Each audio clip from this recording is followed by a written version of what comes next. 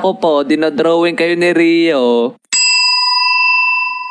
Ay, aba, magaling ah. At pagkatapos nun, ay pinatayo ako sa unahan habang nagkaklase para makita daw ng lahat yung aking drawing.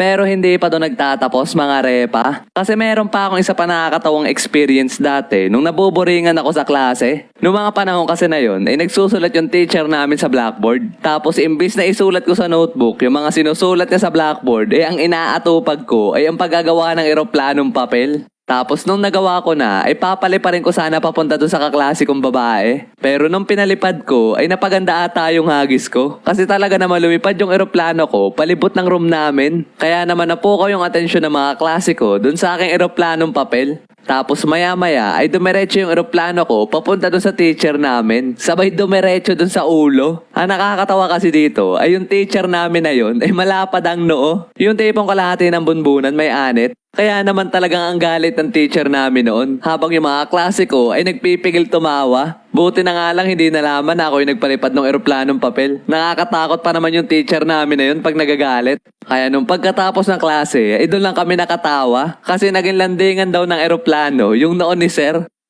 Ang sunod ko na maikikwento sa inyo mga repa, ay yung nakatikim kami ng tropa ko ng sample sa amin teacher. Pumunta kasi saglit sa office yung teacher namin ng mga panahon na yun. Tapos ito namang isa kong tropa ay nagawa ng papel na pinapaputok. Yung pag inampas mo sa hangin ay naputok na malakas. Ako yung mapayapa nga lang nakaupo ng mga panahon na yun. Tapos maya-maya ay bigla niyang pinaputok sa tapat ng tenga ko. Talaga namang iging yung tenga ko sa sobrang lakas. At syempre, di tayo mapahig na hindi nakakagante. Kaya gumawa din ako ng akin. Talaga namang laga pa ka ng tunog sa classroom dahil sa amin. Tapos maya-maya ay hindi namin napansin na nakabalik na pala yung teacher namin. Habang kami ay walang kamalay-malay at tuloy pa din sa pagpapaputok ng papel. Sinisitsitan na nga kami ng isang kaklase namin nun pero hindi namin naririnig. Hanggang maya-maya ay may bigla na lang lumipad papunta sa amin na flying notebook. Buti na nga lang hindi kami natamaan at sa pagitan lang namin dumaan yung notebook. Tapos pagtingin namin ay nakatitig na sa amin ang nakakatakot yung amin teacher.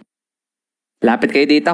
Akin na yung pinaglalaroan nyo. Tapos nung paglapit namin, ay kinapit na kami dalawa ng kaibigan ko sa anit nung amin teacher. Sabay hinila pataas. Talaga namang mapapatingkayad ka na lang sa sakit. Kulang na nga lang ay magsayaw kami ng bali ng mga oras na yon. Kasi talagang tingkayad na tingkayad kami. Sure ako sa mga batang 90s dyan ay alam na kung gaano kasakit yun. Kasi sa tingin ko hindi na ginagawa yun ng mga teacher ngayon. Kasi dati talaga pag napuno sa'yo yung teacher ay pihadang may lilipad papunta sa'yo. Meron pa nga namamalo ng ruler o kaya naman meter stick. At kung ano-ano pa. Buti na nga lang yung pangihila lang sa anit ang naranasan ko nun.